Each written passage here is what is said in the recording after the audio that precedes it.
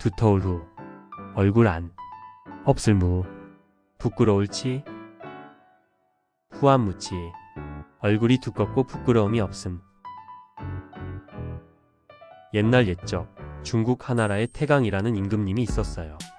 태강은 왕이 된 후에 사냥과 놀이에 빠져 살았답니다. 어느 날 태강은 낙수 남쪽으로 사냥을 떠나 무려 100일이 지나도록 돌아오지 않았어요.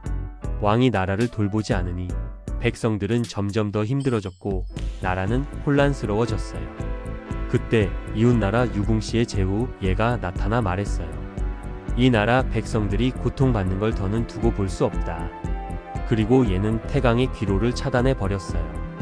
태강은 결국 사냥터에서 돌아오지 못하고 낙수 근처에서 쓸쓸히 사라졌답니다.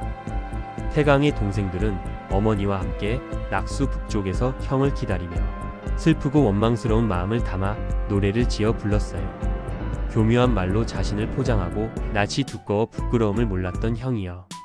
이 노래 속의 후안이라는 말은 부끄러움을 모를 정도로 얼굴이 두껍다는 뜻으로 이 이야기는 훗날 사람들에게 후안무치라는 교훈을 남기게 되었답니다. 후안은 두꺼운 얼굴이라는 뜻으로 뻔뻔하거나 부끄러움을 모르는 태도를 의미합니다. 무치는 부끄러움이 없다는 뜻으로 도덕적 수치나 부끄러움을 느끼지 않는 상태를 나타냅니다. 따라서 후안무치는 얼굴이 두껍고 부끄러움을 모른다는 뜻으로 남의 시선이나 도덕적 기준에 전혀 개의치 않고 뻔뻔하게 행동하는 태도를 의미합니다. 이 이야기는 왕이든 누구든 맡은 책임을 다하지 않고 부끄러움을 모르는 행동은 결국 큰 어려움을 가져온다는 교훈을 알려줍니다. 후안무치 두터울 후 얼굴 안 없을 무 부끄러울치 얼굴이 두껍고 부끄러움이 없다. 후안무치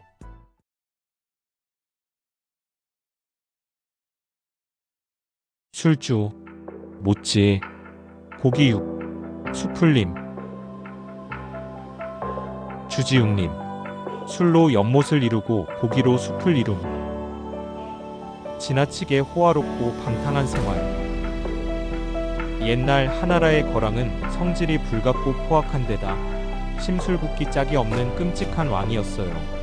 썩은 양파처럼 속이 검고 쉰 우유처럼 성질도 더러운 사람이었죠.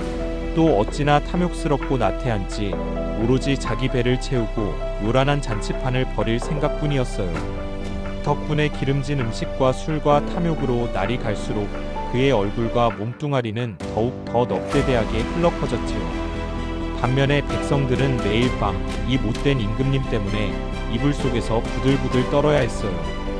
그러나 거랑은 백성들의 고통 따위는 안중에도 없었어요. 그러던 어느 날 거랑은 말이라는 미모의 여인을 만났어요. 유시시 나라에서 곡물로 바친 미녀였는데 어찌나 아름다운지 얼굴은 꽃처럼 곱고 목소리는 꿀처럼 달았지요. 거랑은 그녀를 보자마자 꿀단지에 빠진 멍청한 파리마냥 넋이 나가버렸어요. 그는 그녀가 원하는 것이라면 뭐든지 갖다 바쳤어요. 문제는 마리를 만족시키기 위해 거랑이 부린 그 온갖 사치품들이 모두 백성들의 재산을 쥐어짜서 나온 것들이었다는 거죠. 그렇게 궁전이 상아와 보석으로 반짝거리게 될수록 백성들은 굶주리고 병들어갔어요. 거랑과 마리의 사치스러운 생활은 가히 기행과 같은 수준이었죠. 그 중에서도 가장 기이한 것은 그들의 기상천외한 정원이었어요. 거랑은 마리를 위해 커다란 못을 파고는 바닥에 하얀 모래를 깔고 그 못을 향긋한 술로 가득 채웠답니다. 그 못이 어찌나 컸는지 못을 채운 술에 지게미가 쌓여 생긴 둑이 자그마치 10리, 지금으로 치면 5km나 이어졌었다고 해요. 나아가 못 주변에는 나무마다 맛있는 말린 고기를 주렁주렁 매달고 고기를 쌓아 언덕까지 만들었죠. 여기서 유래된 말이 바로 주지육림이에요. 주지는 술로 만든 못, 육림은 고기로 만든 숲이라는 뜻이죠. 지나치게 호화롭고 방탕한 생활을 비유적으로 나타낼 때 쓰는 말이에요. 술로 만든 못과 고기로 만든 숲이라니 정말 괴이하죠? 하지만 거랑과 마리는 주지육림을 만든 것만으로 만족하지 않았답니다.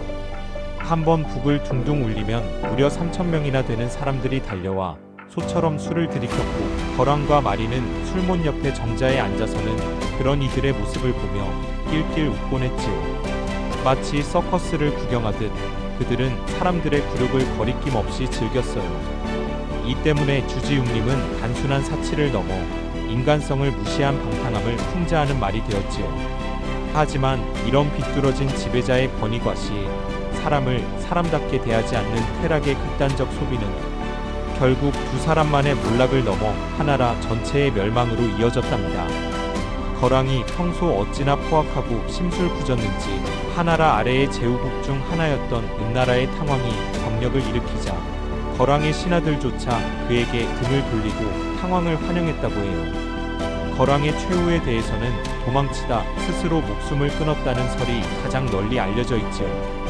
이 사건은 도덕적 명분에 의한 정권 교체를 보여준 최초의 사례로 이후 중국 정치사에 지속된 천명 사상의 토대를 마련한 사건으로 평가되고 있답니다.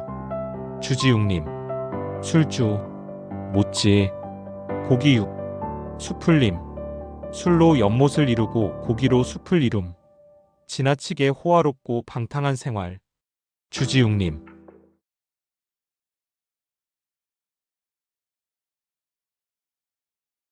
입술순, 망할망, 이치, 차란, 순망치한. 입술이 없으면 이가 시림. 서로 이해관계가 밀접한 사이에 어느 한쪽이 망하면 다른 한쪽도 그 영향을 받아 온전하기 어려움. 춘추시대 진나라 홍공은 욕심이 많은 왕이었습니다. 그는 주변 나라를 정복하는 것을 대단히 재미있는 일로 여겼지요. 이번에는 괭나라 차례였어요. 하지만 괭나라로 가기 위해서는 우나라를 반드시 지나야 했답니다. 홍공은 우나라의 왕 우공에게 아주 탐나는 제안을 했어요. 길을 빌려주면 보물을 잔뜩 주겠소. 이 말을 들은 우공은 눈을 반짝였죠. 그때 우나라의 신하 궁지기가 황급히 나섰어요. 전하, 절대 안 됩니다. 괭나라가 망하면 우리 우나라도 위험해집니다. 괭나라와 우나라는 마치 입술과 이와 같습니다. 입술이 없어지면 이가 시린 법이지요. 하지만 우공은 희죽 웃으며 손을 내저었어요. 진나라와 우리는 같은 핏줄 아닌가. 우리한테 해를 끼칠 리 없소. 하지만 전하, 진나라는 이미 같은 핏줄인 제나라와 초나라의 왕족까지 죽인 전적이 있지 않사옵니까? 믿어선 안 됩니다. 하지만 우공은 이미 보물 생각에 사로잡혀 있었어요. 걱정 마시오. 아무 일도 없을 것이오. 궁지기는 더 말려봐야 소용없다는 걸 깨닫고는 가족을 데리고 조용히 나라를 떠났어요. 몇 달 후 괭나라를 점령하는데 성공한 홍공은 돌아오는 길에 우나라까지 집어삼켜버렸어요. 어리석은 우공은 그제야 자신의 잘못을 깨달았지만 이미 때는 늦었죠. 진나라 군대는 우나라를 초토화했고 우공은 포로로 끌려갔어요. 보물은커녕 그는 자기 나라를 팔아넘긴 대가를 톡톡히 치르게 됐던 것이죠. 여기서 유래된 말이 바로 순망치한이에요. 입술순, 망할망, 입술이 없어지면 이치, 차란, 이가 시리다는 뜻으로 서로 밀접한 관계에 있어 한쪽이 망하면 다른 쪽도 위태로워진다는 의미입니다.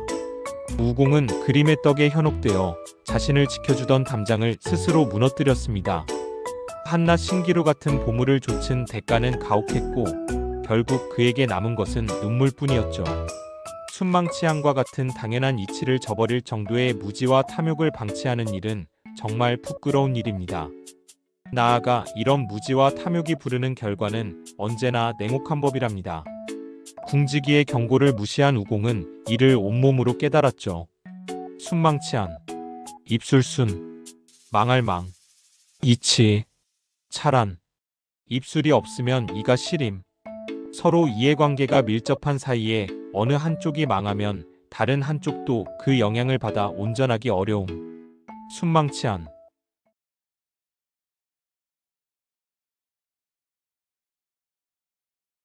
망할망, 양양, 기울보호, 우리래, 망양보래, 양을 잃고 우리를 고침. 이미 이를 그르친 뒤에 뉘우쳐도 아무 소용이 없음. 전국시대 초나라에는 양왕이라는 아주 게으른 왕이 살고 있었어요. 그의 손에는 언제나 값비싼 도자기 술잔이 들려 있었고 주위에서는 언제나 악사들이 현악기를 뜯으며 왕의 심기를 맞추었죠. 이거야말로 왕다운 삶이지. 그는 언제나 그렇게 나라 일은 뒷전이고 맨날 놀고 먹기만 했어요. 하지만 그런 그의 곁에는 장신이라는 아주 똑똑한 신하가 있었어요. 이 똑똑한 신하는 왕에게 간신배들을 멀리하고 제발 나라 일을 좀 하라고 매일매일 잔소리를 했죠. 하지만 이 게으른 왕은 똑똑한 신하의 말을 귓등으로도 안 듣고 맨날 콧방귀만 뀌었답니다. 그러던 어느 날 진나라라는 아주 무서운 나라가 쳐들어왔어요. 왕은 허둥지둥 궁전을 빠져나와 목숨을 부지하려고 도망쳤습니다. 한때는 천하를 주름잡던 왕이었지만 이제는 망명길에 오른 초라한 신세가 되었던 것이죠. 그는 망명간 곳에서 오랜만에 똑똑한 신하 장신을 불러 어떻게 해야 하냐고 물었어요. 그러자 장신은 이렇게 말했어요. 전하, 토끼를 보고 나서 사냥개를 부르는 것이 결코 늦지 않고 양이 우리에서 달아난 후에 우리를 고쳐도 늦은 것이 아닙니다. 여기서 유래된 말이 바로 망양보레입니다. 망양, 양을 잃다, 보레, 우리를 고치다, 즉 양을 잃고 나서 우리를 고친다는 뜻으로 일이 터지고 나서야 뒤늦게 수습하려 하는 상황을 의미합니다. 원래는 그래도 고치는 것이 낫다는 뜻이었지만 오늘날에는 이미 일을 그르친 뒤에는 아무리 뉘우쳐도 소용없다는 부정적인 의미로 쓰이고 있어요. 장신의 충언에도 불구하고 양왕의 현실 역시 동화처럼 아름답지 못했답니다. 양왕은 망명하여 왕위를 유지하긴 했지만 상당히 비참하고 굴욕적인 생활을 해야 했어요. 결국 침공 1년 만에 초나라도 진나라에 완전히 무너지고 맙니다.